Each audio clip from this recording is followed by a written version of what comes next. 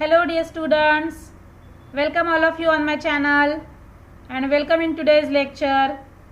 In our previous lecture, we had discussed about some tags and its attributes also.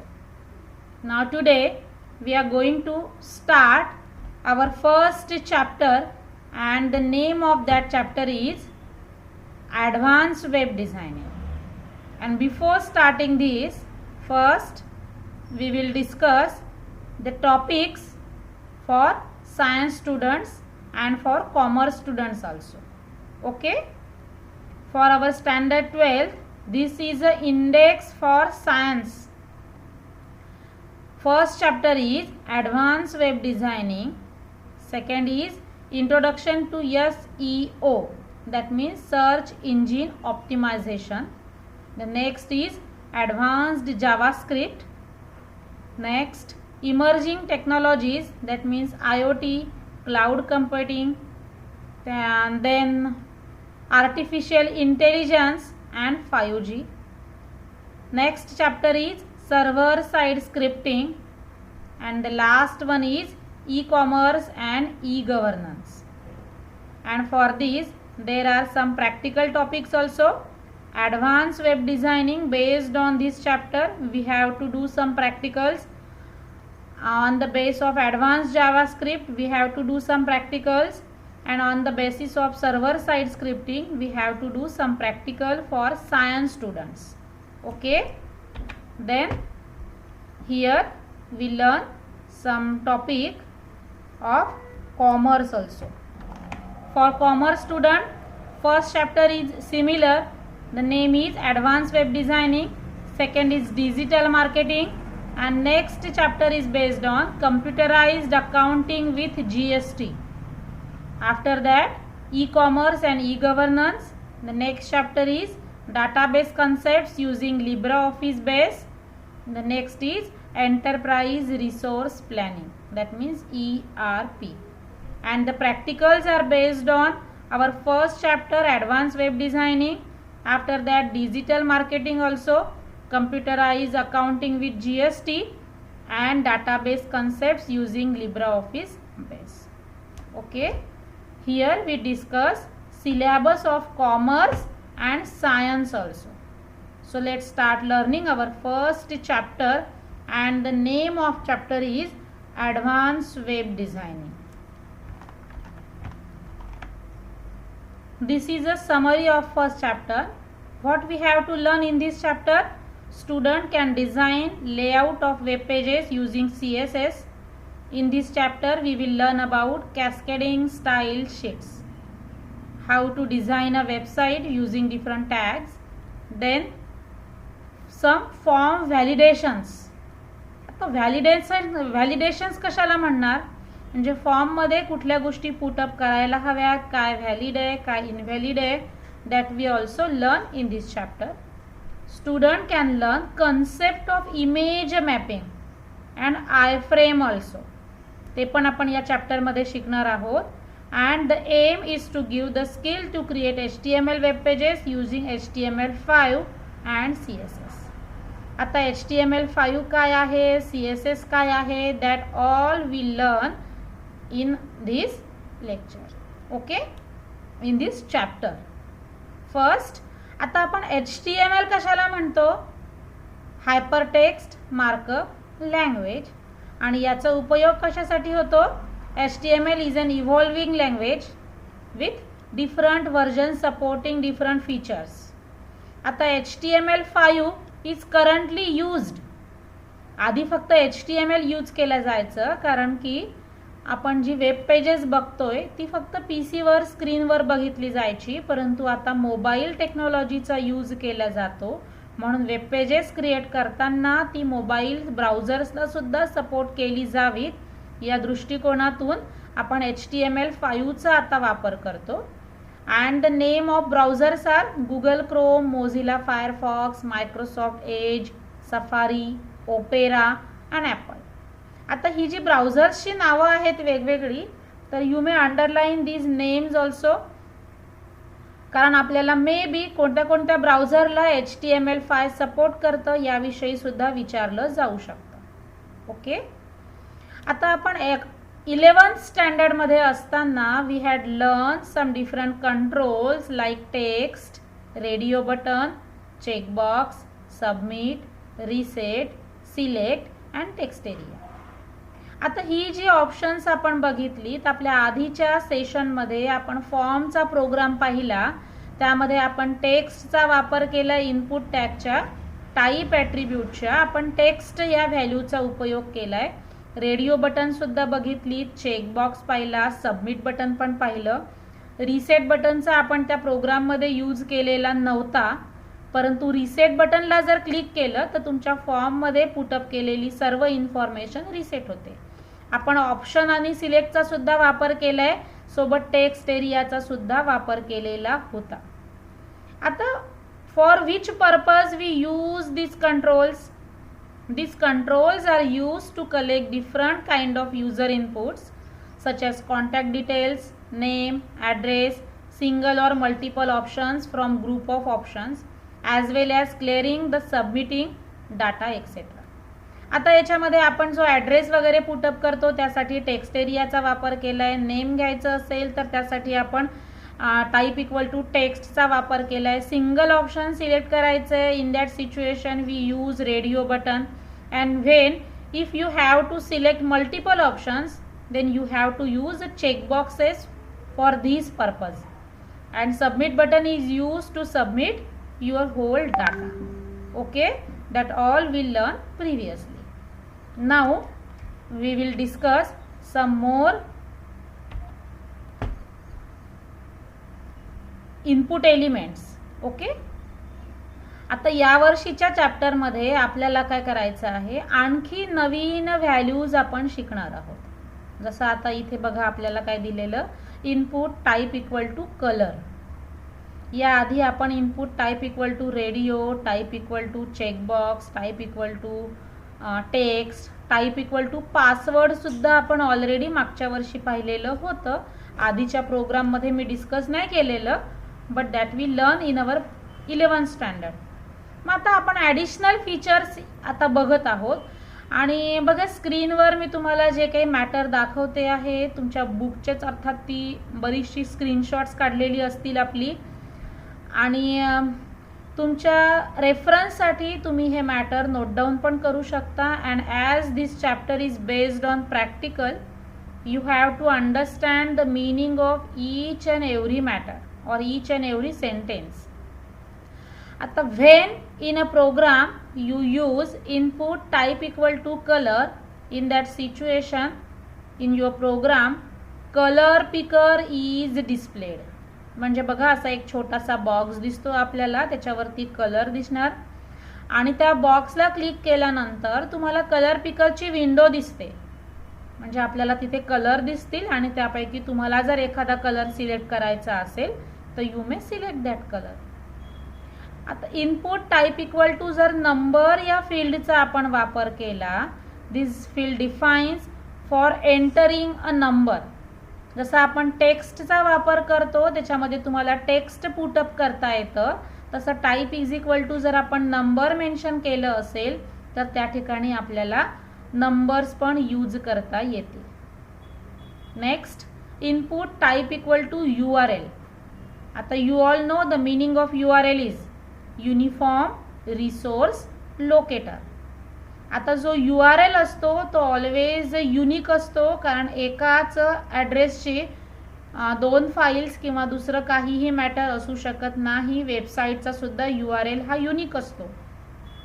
मग आता जेव्हा तुम्ही type is equal to URLचा use केला असेल तेव्हा आपल्याला असा एक टेक्स्ट बॉक्स दिसतो इनडिरेक्टली आणि त्यामध्ये तुम्हाला URL पुटअप करायचा असतो. ओके, म्हणजे कुठला तरी एखाद्या वेबसाईटचं नेम द्यायचं असेल. Next, input type equal to image. आता जेव्हा तुम्ही टाईप इक्वल टू इमेज घेणार तेव्हा ऑटोमॅटिकली आपल्याला एक बटन आणि ती बटनच अर्थात आपलं इमेजचं बटन असेल आणि त्या इमेज अर्थातच इमेज टॅग वापरतोय आपण, इमेजचा वापर करतोय म्हणजे तुम्हाला SRC सुद्धा तिथे कंपल्सरीली यूज करावं लागेल. आणि जर तुम्ही त्या इनपुट टाईप इक्वल टू इमेजमध्ये SRCचा यूज केलेला नसेल तर कोणती इमेज त्या बटनच्या जागेवर डिस्प्ले व्हावी ते आपण डिसाईड करू शकणार नाही, म्हणजे आपलं बटन पण प्रॉपरली येणार नाही, म्हणजे इमेज त्यावर डिस्प्ले होणार नाही. नेक्स्ट आहे input type equal to date. आता याचा उपयोग कशासाठी होणार? It defines a date picker with year, month and day. आता जेव्हा आपण टाईप इक्वल टू डेटचा वापर करतो त्या सिच्युएशनमध्ये त्या बॉक्समध्ये तुम्हाला इयर मेन्शन करता येतं, म्हणजे पुटअप करता येतं, आजची तारीख आणि आजचा दिवस सुद्धा म्हणजे डेट सुद्धा टाकता येईल. Next input type equal to email. आता जेव्हा आपण इनपुट टाईप इक्वल टू ईमेलचा वापर करणार तेव्हा जो बॉक्स दिसतोय आपल्याला समोर त्या बॉक्समध्ये तुम्हाला ईमेल पुटअप करता येईल. ओके, आता ही जी आहेत आपली ही काय आहेत? इनपुटची डिफरंट एलिमेंट्स आपण डिस्कस केली आहेत. Further we have to discuss more and more also, but first we use all this in our program. आता ही जी आहेत अर्थातच याला आपण परत थोडंसं डिस्कस करूया. जर तुम्ही टाईप इज इक्वल टू मंथचा वापर केला असेल तर त्याचा उपयोग तुम्हाला कशासाठी होतो? To define month and year control in the format YYYYMM, म्हणजे तुम्हाला इयर पुटअप करता येईल आणि 2 मध्ये तुम्हाला मंथ, जो काही मंथ असेल आता सध्याचा चालू ते आपण पुटअप करू शकतो. टाईप इज इक्वल टू जर रेंज म्हटलेलं असेल आपण तर default value is from 0 to 100. आता आपल्याला इथे बघा ऑब्जेक्टिव्ह टाईपची क्वेश्चन्स आपल्या एक्झाममध्ये विचारल्या जात असल्यामुळे तुम्हाला प्रत्येक गोष्टीला माइंडमध्ये सेट करावं लागेल की नेमका फॉर्मॅट कसा असतो, काय यूज केल्या जाऊ शकतं, किंवा या जर का आपण व्हॅल्यूला टाईपची व्हॅल्यू म्हणून पुटअप केली असेल तर त्याचा यूज तुम्हाला कशासाठी होणार. तसंच पहा आपण डेट टाईम जर का म्हटलं तर तो सुद्धा तुम्हाला डेट पिकरचा यूज करेल आणि तुम्हाला त्या ठिकाणी इयर, मंथ, डे आणि टाईम सुद्धा पुटअप करता येईल. आणि जर फक्त टाईमचा यूज केला असेल तर तुम्ही तिथे तुमच्या हाताने टाईम एंटर करू शकणार. वीकचा वापर आपल्याला वीक कंट्रोल सेट करण्यासाठी होतो. सर्च जर यूज केलेलं असेल तर त्याचा उपयोग कशासाठी होणार? एक टेक्स्ट फील्ड येईल and in which you may put some matter like site search or Google search. जसं आपण सर्च विंडो असते ना गुगलची, सेम तशा प्रकारे एक बॉक्स दिसेल तुम्हाला. आता when we use input type equal to file. आता जर का तुम्ही type equal to file use केलेलं असेल तर इन दॅट केस तुम्हाला ब्राउज बटन सुद्धा त्याच्यासमोर ऑटोमॅटिकली आलेलं दिसेल.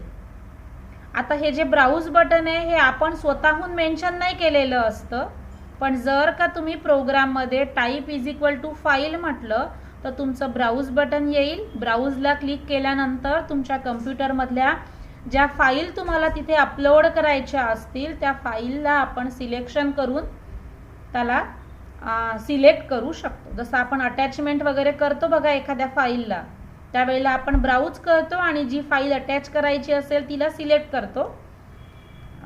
तशा प्रकारे तुम्हाला इथे यूज करता येईल. जर तुम्ही प्रोग्राममध्ये टाईप इज इक्वल टू टेलचा यूज केलेला असेल, this option is use to define input fields that should contain a telephone number. आता तुम्हाला टेलिफोन नंबर म्हटलंय म्हणजे इनडिरेक्टली आपण इथे मोबाईल नंबरचा वापर करतो. आणि जेव्हा तुम्ही नंबर पुटअप करणार तेव्हा त्याच्यासाठी सुद्धा आपल्याला पॅटर्न वापरलं जातं. आता इथे आपण जी ॲट्रिब्यूट्स पाहिली आहेत वेगवेगळी आणि त्या टाईप ॲट्रिब्यूट्सच्या डिफरंट व्हॅल्यूज पाहिल्या आहेत, पण त्या सगळ्याच ठिकाणी डायरेक्टली यूज न करता त्यासाठी बघा काही रेस्ट्रिक्शन्स दिलेली असतात. A list of some common input restrictions is given below, few of which can be used for validation purpose. आता आपण फॉर्म व्हॅलिडेशन साठी यातल्या काही गोष्टींचा वापर करू शकतो. आता याचा सुद्धा उपयोग कशासाठी होणार ते आपल्याला पहिले समजून घ्यायचंय थोडं. When we use disable attribute, बघा आपण ॲट्रिब्यूटची गोष्ट करतोय म्हणजे input type is equal to तुम्ही समथिंग काहीतरी दिलंय जे आपण ऑलरेडी डिस्कस केलं आणि त्या फील्डला जर तुम्ही डिसेबल्ड हा शब्द लिहिलेला असेल आपण अर्थात प्रोग्राममध्ये पुढे यूज करून बघूयात एखाद ठिकाणी. त्याचा उपयोग कशासाठी होतो? Specifies that an input field should be disabled. आता बघा आपण एक एक्झाम्पल कन्सिडर करूयात की तुम्हाला ना फॉर्ममध्ये एक ऑप्शन आहे physically handicap, yes or no. मग जर स्टुडंटने यसला क्लिक केलं तर पुढचं काहीतरी ऑप्शन येईल की डिसॅबिलिटी त्याला कुठली आहे. पण जर का आपण फॉर्ममध्ये नोला क्लिक केलं असेल तर पुढची जी ऑप्शन्स आहेत ती डिसेबल होतील. म्हणजे ती पर्याय ज्या व्यक्तीला फिजिकल डिसॅबिलिटी नाही आहे त्याच्यासाठी ती ऑप्शन्स अवेलेबल नसतील.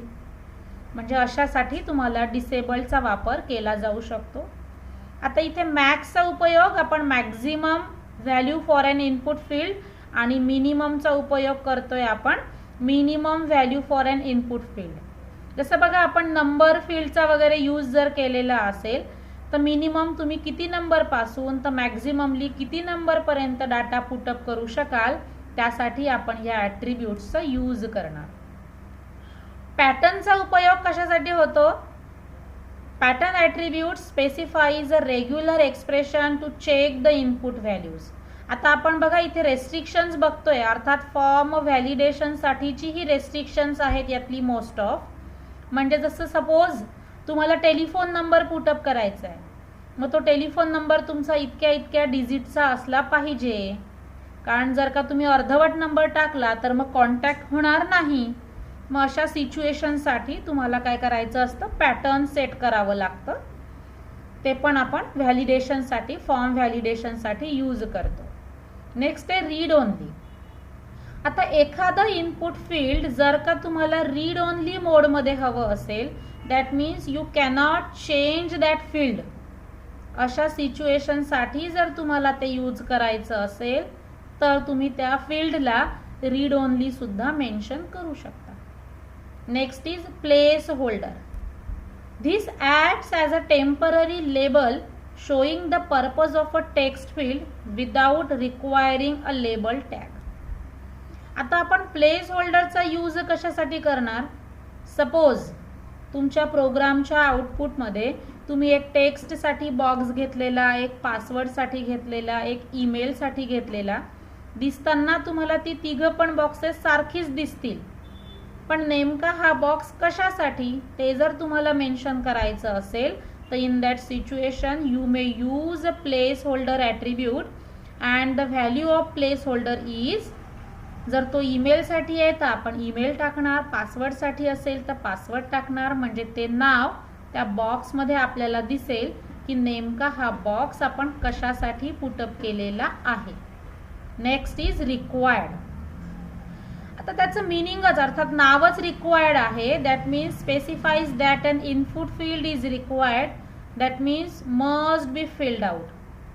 आता ज्या फील्डला तुम्ही रिक्वायर्ड पुटअप केलेलं असेल ते फील्ड जर का तुम्ही एम्प्टी ठेवलं, म्हणजे सपोज तुम्ही फॉर्म भरताय आणि अर्धवट भरला, डायरेक्ट आपण सबमिट करतोय, तर तो फॉर्म तुमचा सबमिट होणार नाही जर रिक्वायर्ड फील्डमध्ये डाटा पुटअप केलेला नसेल तर. आता मोस्टली बघा आपण बरेचसे ऑनलाईन फॉर्म भरतो त्यामध्ये बऱ्याच फील्डला स्टार मेन्शन केलेलं असतं आणि ते स्टार कशासाठी दिलेलं असतं आपल्याला? ते रिक्वायर्ड फील्ड आहे यासाठी. ओके. नेक्स्ट आहे आपलं ऑप्शन ऑटो कम्प्लीट. आता या ऑटो कम्प्लीट फीचरचा आपण कधी कधी वापर करतो. ते फीचर तुम्हाला ऑन करायचंय का नाही करायचंय याच्यासाठी आपण जर ऑटो कम्प्लीट दिलं म्हणजे ते फीचर ऑन आहे आणि ऑटो कम्प्लीट दिलेलं नाही म्हणजे ते फीचर काय असेल तर ऑफ असेल. Next auto focus specifies that the input field should automatically get focus when the page loads. म्हणजे पहा जेव्हा पेज लोड होईल तेव्हा सगळ्यात सुरुवातीला तुमचा कर्सर नेमका कुठल्या बॉक्समध्ये असावा त्यासाठी आपण ऑटो फोकसचा वापर करतो. सपोज तुमच्या फॉर्ममध्ये 5-6 फील्ड तुम्ही पुटअप केले आहे आणि तुम्हाला तुमचं नेमचं जे फील्ड आहे त्या ठिकाणी आपल्याला काय हवा आहे? आपला फोकस हवा आहे. In that situation you may use auto focus feature for type is equal to text box. Next आहे height and width. This option specifies the height and width of an input type equal to image. आता जेव्हा तुम्ही type equal to image लिहिता तेव्हा बघा मी तुम्हाला SRC ॲट्रिब्यूटचा use करावा लागेल हे सुद्धा मेन्शन केलं. And for this you should use height and width of image. कारण ते बटन तर तुमचं येईल इमेजचं, परंतु त्याची हाईट किती असावी, विड्थ किती असावी, that is depend on the value of height and width attribute. Next time multiple specifies that the user is allowed to enter more than one value in the input element. This works with input type like email and file. आता बघा जेव्हा आपण email put up करतो, जर तुम्हाला एकापेक्षा जास्त email put up करायचे असतील, in that case you may use multiple. that means तुम्ही कॉमा कॉमा करून एकापेक्षा जास्त पण ईमेल त्या बॉक्समध्ये पुटअप करू शकणार. आणि फाईल आपण बघितलं टाइप इज इक्वल टू जर का फाईलचा यूज केलेला असेल तर in that situation you have to browse your file. आणि मग एका वेळेला तुम्हाला एकच फाईल सिलेक्ट करायची असेल दॅट इज नॉट कंपल्सरी. जर तुम्हाला एकापेक्षा जास्त फाईल सिलेक्ट करायच्या असतील तर in that case you have to use a multiple word for that input tag. Okay, आता आपण हे जे काही इनपुट रेस्ट्रिक्शन्स पाहिली, प्रत्येकाचं मीनिंग पाहिलं आणि याच्या आधी आपण वेगवेगळ्या इनपुट टॅगच्या टाईपच्या व्हॅल्यूज बघितल्या. That you have to write down your book. Okay, because we have to use all these matter in your program. कारण वेब डिझायनिंग साठी आपल्याला या वेगवेगळ्या रेस्ट्रिक्शन फॉर्मॅटचा फॉर्म व्हॅलिडेशन साठी उपयोग करायचा आहे आणि वेगवेगळ्या टाईपचा सुद्धा उपयोग करायचा आहे. Okay, on the basis of matter we discuss previously in this chapter we will learn this program. आता या प्रोग्राममध्ये परत आपण डॉक टाईप HTML ने सुरुवात केलेली. HTML head, title close, head close, body इथपर्यंतचं स्ट्रक्चर ऑलवेज सिमिलर असणार आहे. आपण बघा इथे फॉर्म टॅगचा वापर केला. इथे आपण नेम म्हणत आहोत. नेममध्ये मी type is equal to text म्हटलं आणि त्याला ऑटो कम्प्लीट केला. आता ऑटो कम्प्लीट अर्थात आपण रेस्ट्रिक्शनमध्ये पाहिलंय. याचा उपयोग केव्हा केला जातो, जेव्हा अर्धवट काहीतरी एखादा डाटा पुटअप केला असेल तर त्याला ऑटोमॅटिकली कंप्लीट करून घेईल. कारण बऱ्याच वेळेला टेक्स्ट फील्डमध्ये आपण वरती जे पुटअप केलेलं असतं तो तुम्हाला नेक्स्ट कॅरी फॉरवर्ड करायचं असतं. ईमेलसाठी आपण एक बॉक्स घेतलेला आहे म्हणून type is equal to email घेतलं आणि जे नेम असतं अर्थातच हे नेम तुमच्या ब्राउझरच्या अंडरस्टँडिंगसाठी आहे. नेक्स्ट आपण यूज केलंय डेट ऑफ इन्सेप्शन. त्यासाठी आपण टाईप इज इक्वल टू डेटचा वापर केला. नेम ॲट्रिब्यूट परत ब्राउझरच्या अंडरस्टँडिंगसाठी आहे. आणि इथे तुम्ही BRBRचा वापर केलेला आहे प्रत्येक वेळेला, म्हणजे तुमचा कर्सर आउटपुटमध्ये ऑलवेज तुमची पुढची जी बटन्स आहेत ती नेक्स्ट लाईनमध्ये यावीत.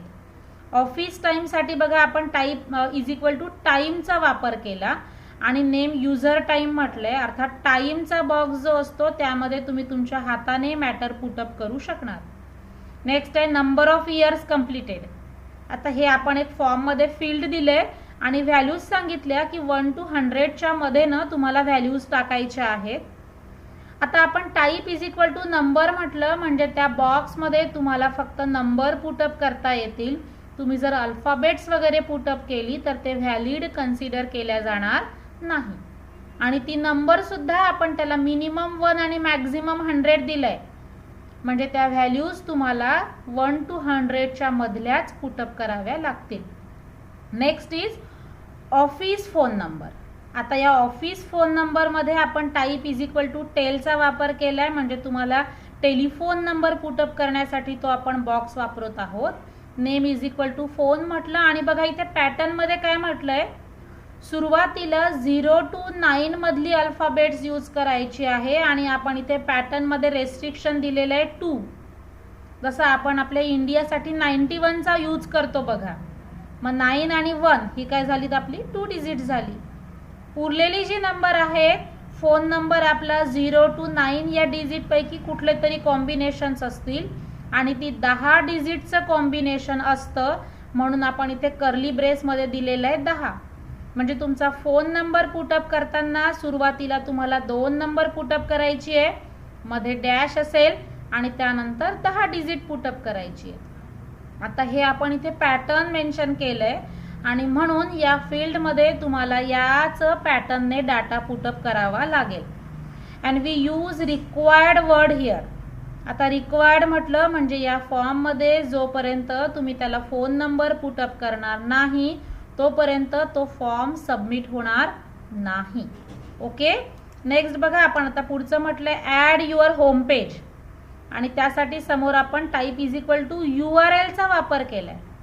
आता इथे type is equal to URL म्हटलंय, नेम अर्थात ब्राउझरच्या अंडरस्टँडिंगसाठी आहे आणि हे जे आपण type is equal to URL दिलाय याचा अर्थ त्या बॉक्समध्ये तुम्हाला एखाद्या वेबसाईटचं नेम पुटअप करायचं असेल. ओके, त्यानंतर आपण input type equal to image म्हटलंय. In this situation you should use SRC attribute. ठीक आहे, आणि आपण पुढे काय म्हटलेलं आहे ALT अर्थात यूज केलंय, click here to submit. ALT means आपण ज्याला अल्टरनेट टेक्स्ट म्हणतो. This attribute is also used with image. त्यानंतर फॉर्मला क्लोज केलंय आपण, बॉडी क्लोज केलं आणि HTML क्लोज केलंय. नाव this is a output of this program. आता या प्रोग्रामला तुम्ही सेव्ह केलेलं आहे, अर्थात सेव्ह करताना तुम्ही त्याला .html हे एक्सटेन्शन देऊन सेव्ह करता आणि सेव्ह केल्यानंतर तुम्हाला प्रोग्रामचं आउटपुट हे या अशा प्रकारे दिसतंय. आता इथे पहा, आपण सुरुवातीला काय म्हटलेलं आहे, type is equal to text म्हटलं होतं म्हणून तुम्हाला इथे टेक्स्ट बॉक्स दिसतोय. नेक्स्ट आपण ईमेल घेतलेलं, इथे तुमचा ईमेलचा बॉक्स आलेला आहे. पुढे आपण type is equal to date म्हटलं. तर आता इथे बघा, आपण जेव्हा डेटच्या बॉक्सला क्लिक करतोय तुम्हाला इथे डेटला क्लिक केल्यानंतर अशी विंडो दिसते. आता याच्यामध्ये जर तुम्हाला मंथ चेंज करायचा असेल तर तुम्ही इथून मंथ पण चेंज करू शकता. जो मंथ असेल आताचा ती तुम्ही मंथ घेणार. डेट जर कमी जास्त सेट करायची असेल तर तुम्ही डेट सुद्धा सेट करू शकता. And you may change year also. And when this date is your today's date then select on or click on this button. ती डेट तुमची फॉर्ममध्ये येऊन जाईल.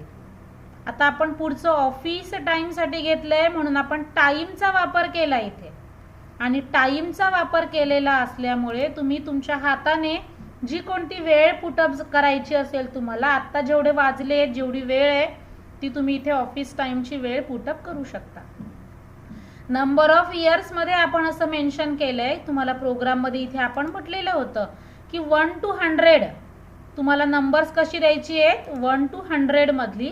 म्हणजे तुम्हाला इथे ती नंबर्स 1 to 100च्या दरम्यान पुटअप करता येतील. नेक्स्ट आहे तुमचं ऑफिस फोन नंबर. आता ऑफिस फोन नंबरला बघा, मी कर्सर घेऊन गेल्यानंतर मला वरती थोडासा मेसेज दिसतोय काहीतरी, दिस फील्ड इज रिक्वायर्ड. कारण आपण टेलिफोन नंबरला असं मेन्शन केलेलं होतं दिस फील्ड इज रिक्वायर्ड, कारण आपण त्याला रिक्वायर्ड बटन म्हणजे ॲट्रिब्यूट यूज केलेला आहे. And next is add your home page. अर्थातच हे आपलं काय केलेलं आहे, URL साठी यूज केलं आहे. आणि नेक्स्ट इमेजसाठी आपण यूज केलेलं आहे बटन, हे सबमिट बटन म्हणून. अर्थात त्याचा URL जर दिलेला असेल तर तुमच्या आउटपुटला हे सबमिट बटन दिसेल, अदरवाईज ते दिसणार नाही. आता याच्या व्यतिरिक्त बघा, आपण file input type equal to file पाहिलंय, input type equal to date पण पाहिलेलं आहे, किंवा मग प्लेस होल्डर आपण ॲट्रिब्यूट वगैरे पाहिला. तर all these attributes which we discussed previously in this session, on the basis of that we will see some another program in our next session. Okay, या प्रोग्राम मध्ये जर तुम्हाला अजून चेंज करून बघायचं असेल, अर्थातच व्हॅलिडेशन साठी आपण याचा कसा उपयोग करतो, that also we will discuss in our next session. मी तुम्हाला इथे फक्त प्रोग्रामचा आउटपुट दाखवलं. आता याचा यूज कशासाठी होणार ते आपण नंतर बघूयात. Okay, so I hope you understand all this matter clearly. I try to explain it well. Thank you. Have a nice day and bye.